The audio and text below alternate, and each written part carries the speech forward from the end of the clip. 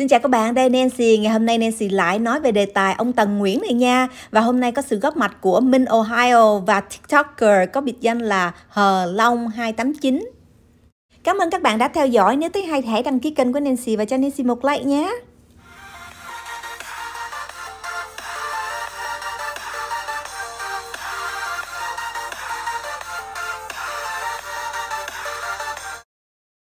Các bạn biết gì không, trong 2 tuần nay Nancy cũng theo dõi và coi xem ông Tần có tốt lên chút xíu nào không. Thì nói đúng ra đó thì ông cũng nhẹ nhàng hơn, nói chuyện không có bố láo nữa.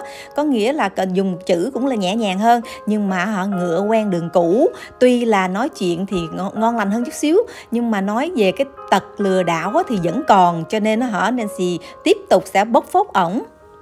Theo như ông Tần tâm sự, vì cái bóc phốt của tụi Nancy đã làm cho ông nổi tiếng hơn, thì hy vọng là trong thời gian sắp tới này, sở thuế sẽ tới để giúp đỡ ổng nổi tiếng hơn nữa nha. Nói tóm lại, ông Tần Nguyễn là một chuyên gia tự xưng về bất động sản, tài chính, chứng khoán và tiền điện tử.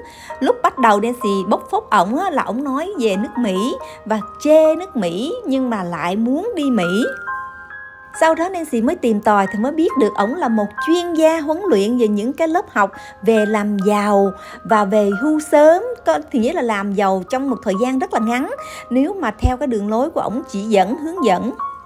Theo như ông Tần Nguyễn nói là ổng có 73 khóa học rồi, thì những cái học sinh mà theo ổng học thì không biết là bao nhiêu người đã làm giàu được, nhưng mà có rất là nhiều người đã không làm giàu mà còn mất tiền nữa, và mất tiền trong bất động sản, chứng khoán và tiền điện tử. Nói tóm lại là cái khóa học của ổng là có cái sự lừa đảo, có cái sự lùa gà, cho nên chỉ có ổng mới là được tự do tài chính. Còn những người mà đi theo ổng học thì người ta cũng khóc lên khóc xuống, chứ không phải là được một cái kết cuộc giống như ổng nói là được tự do tài chính gì đâu. Nancy hy vọng là những người nhẹ dạ và thiếu hiểu biết hãy xem xét lại, đừng có để mình bị tiền mất tật mang nha. Trong thời gian kinh tế đang khó khăn cho nên có rất là nhiều cạm bẫy ở ngoài đó. Những người mà nhẹ dạ giống như Nancy ngày xưa cũng bị lừa vì cái tội nhẹ dạ đó. Cho nên tiền mất tật mang mà tới bây giờ Nancy còn khổ đây. Đừng vì những lời ngon tiếng ngọt và tiền lợi nhuận hấp dẫn mà mình đã đưa tiền vào hang cọp ha. Sau đây xin mời các bạn nghe lời phản biện của Minh Ohio về ông Tần Nguyễn này nha. Một người được tự cho mình là chuyên gia đầu tư, chuyên gia tài chính, là một người thầy cho hàng trăm người, giống như cái bài viết các bạn thấy không? Thì các bạn nhận xét như thế nào khi mà một người viết một cái status, một cái thông điệp cho một cái bài viết ở trên mạng xã hội mà viết còn không xong, sai chính tả? Cái này là mình không có phải là mình soi đâu nha, mà tại vì mình cũng fan của anh Tần, mình là bạn của anh Tần Nguyễn, mình fan của anh, thương anh lắm, dạo này quan tâm anh dữ dội lắm. Và anh Tần Nguyễn cũng nên cảm ơn đời, tại sao mà sinh ra Tần thì có thêm Minh. Anh Tần nên cảm ơn Minh Ohio, tại vì Minh Ohio chăm sóc anh Tần rất là kỹ. Mọi hành động của anh đều được Minh Ohio quan sát và phân tích nha. Lớp của mình có 80 người, ông lên trên mạng ông nói là lớp ông có 100 người. Thứ nhất là gì? Tạo một cái hiệu ứng cho rằng là lớp của ông là lớp học nào cũng là 100 người. Rõ ràng ông biết là 100 nhà đầu tư mà Minh Ohio đếm có 85, cả ông nữa là có 85 người. Có 85 người. Đặc biệt là có học viên tên Minh luôn. Các bạn coi này. Đây cái phiếu này là tên Minh luôn. Minh, không phải Minh này đâu nha mấy anh chị. Minh cũng muốn học lắm mà Minh không có tiền học, cho nên là đành chịu thua. Tại vì mình đã diệt tận gốc.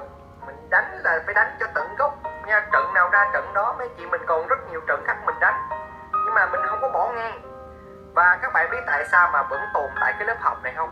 Tại vì cái lớp học này là khi mà ông đang tuyển sinh, đã bắt đầu Minh Ohio mới nhảy vô, mới nhận được rất nhiều phản ánh của những người khác, là những người mà theo học, người ta phản ánh cho nên Minh mới nhảy vô.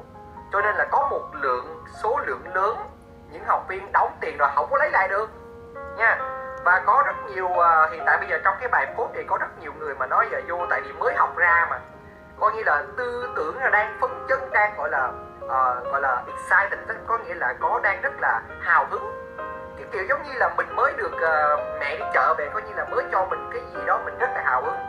Thì những học viên mà mới học của lớp ổng ra thì các lớp đa cấp á, các bạn giống cái tư tưởng giống như những lớp đa cấp, các bạn vào mà ngồi nghe 2 tiếng đồng hồ ra, giống các bạn my god, tao trở thành triệu phú rồi, cái cơ hội trước mắt rồi, nhờ những cái lời tư vấn cho tao sẽ thành công, tao sẽ kiếm được 1 triệu trong vòng 5 tới. Thì vào lớp học của ông thì tôi sẽ retire trong vòng bao nhiêu năm nữa. Mình như vậy, nhưng mà nhìn lại thực tế đi, làm thế nào mà được. Mình có một số anh chị em chia sẻ cho mình biết mà những người mà theo học lớp của ông á, học lớp của ông đóng tiền học phí xong thì nghe ông nói 2-3 ngày á, tùm lum luôn, nhà mông luôn các kiểu luôn, nhưng mà muốn để có các cái mã cổ phiếu mà đầu tư á, phải đóng thêm cho ông ít nhất cũng 40-50 triệu nữa. Trời ơi trời nha, coi như là các bạn đóng 10 mấy triệu và các bạn chỉ ngồi nghe ông nói nhảm thôi, kể về cuộc đời của ông, tiểu sử của ông thôi, để làm cái gì. Mà các bạn thấy những thông tin mà hiện tại bây giờ mình vừa đưa lên á, đã không trung thực rồi.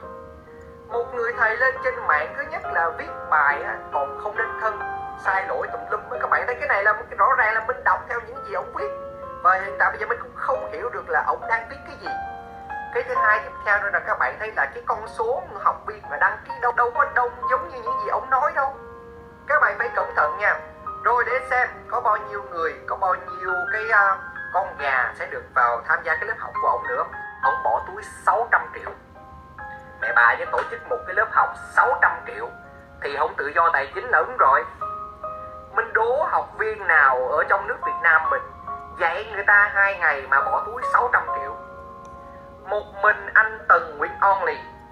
Rồi bây giờ mình nhân lên cho nha, bây giờ mình để mình trừ ra số 86 triệu nha, trừ 86 123 600 triệu mà ông nói ông có nhiêu? Ông có 73 khóa thứ 73 đó, mình nhân cho 73 là 43 tỷ. Ông bỏ túi tổng cộng ông tổ chức là mình đã trừ ra, không phải là cái lớp nào cũng 100 người đâu, mình trừ ra luôn là còn 80 người đó. Ông bỏ túi 43 tỷ 800 triệu. 43 tỷ 800 triệu. Đề nghị cơ quan thuế và bên Bộ Giáo dục xác minh xem với cái thu nhập khủng như thế này thì anh Tần Nguyễn và công ty của ảnh khai thuế cho nhà nước, đóng thuế cho nhà nước bao nhiêu tiền. Bây giờ mình từ xa mình không dám yêu cầu, mình đang là khuyến khích thôi. Những người nào trong ngành giáo dục á, phải giám sát cái việc dạy học của anh Tần Nguyễn xem có đúng quy trình hay không, có đủ điều kiện để mà mở lớp dạy hay không, mà mở tới 73 khóa. Mình biết rằng là con số 73 là lại là con số ảo nữa.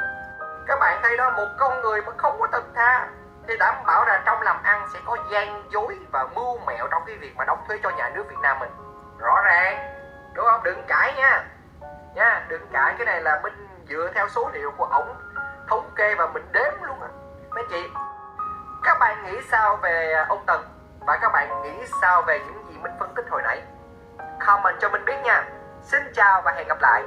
Sau đây xin mời các bạn nghe phản biện của TikToker có biệt danh là Hờ Long 289 về ông Tần Nguyễn này nha. Rất tự hào về nhóm của mình. Team Tần Nguyễn là... Thôi ông Tần ạ, tốt nhất là ông dẹp bỏ mấy trò hề này đi, trò mèo, trò trẻ con này đi. Xã hội Việt Nam mà đặc biệt cộng đồng mạng không còn lạ gì những cái trò trẻ con này nữa. Lợi dụng của người sức mình, lợi dụng trong những lúc người ta khốn khó, cộng đồng thế giới hướng về đó để nâng cao cái hình ảnh của mình. Tôi hỏi ông thả vào đấy bao nhiêu tiền? Nếu ông là người tốt thật sự ấy, trước tiên ông phải tốt với gia đình, bố mẹ, anh chị em, làng xóm, quê hương nhà ông, sau đến rộng hơn nữa là xã hội Việt Nam mình. Nhưng đây ông chẳng qua ông lợi dụng vào cái sự bi ai đó của cả thế giới đang tập trung vào để ông đánh bóng, nâng cao mọi người nhòm ngó đến ông. Nếu ông thiện thật, ông làm như chị Phương Hằng này, cứ thầm lặng mà làm, chứ ông đừng. Mấy thứ hai là ông lại lên án chị Phương Hằng. Nếu chị Phương Hằng có lỗi thì đấy là lỗi với pháp luật, chứ không phải lỗi với ông hay lỗi với ai mà ông cố tình ông tỏ vẻ. Thực ra là tất cả những hành động hay lời nói của ông ở thời điểm này nó chỉ làm trò cười cho cộng đồng mạng thôi nhé. Còn mấy cái trò mèo, trò trẻ con thì của ông giờ không qua mắt được ai đâu ông Tần ạ. Tốt nhất là ông im đi nhá. Ông đừng có làm hề nhá, ông Tần nhá. Ông vẫn đang đánh bóng cái hình ảnh của ông tỏ ra ông là một cái con người gì đó, một cái bậc thánh nhân hay một cái bậc gì đó. Nhưng thực ra là ông vẫn đang đánh bóng thương hiệu của ông để ông nâng cao, để ông ông kêu gọi người đến học để làm giàu cho ông nhá. Ông lạ gì đâu nhá. Bỏ những cái trò đi. Ông có tuổi rồi, làm ăn chính đáng đi, đừng làm những trò ấy nhá. Sau khi nghe những lời bình luận của tụi Nancy, các bạn nghĩ sao về ông Tần Nguyễn này? Có gì để là bình luận cho Nancy nhé. Cảm ơn nhiều. Chính những cái người bóc phốt Tần Nguyễn trên mạng xã hội, thực lòng Tần phải cảm ơn họ. Họ đã dành thời gian và tâm huyết để mà nỗ lực thêu dệt những câu chuyện để nói xấu Tần Nguyễn. Thực sự ngẫm nghĩ thì thấy họ thực sự giúp cho mình nổi tiếng lên rất là nhiều. Cho nên là phải làm một video để cảm ơn các bạn đã nói xấu Tần Nguyễn trong và ngoài nước. Thực ra là họ làm cho tôi nổi tiếng lắm. Như các bạn cũng thấy đó, cái sự bóc phốt của tụi Nancy đã làm cho ông Tần Nguyễn nổi tiếng hơn. Hy vọng thời gian sẽ có câu trả lời, và hy vọng là mọi người đừng có bị tiền mất tật mang, là cái đó là điều quý giá nhất mà tụi Nancy muốn truyền đạt. Cảm ơn các bạn đã đón xem. Nếu thấy hay thì hãy đăng ký kênh của Nancy nhé và cho Nancy một like. Xin cảm ơn nhiều và xin hẹn gặp lại. Bye bye.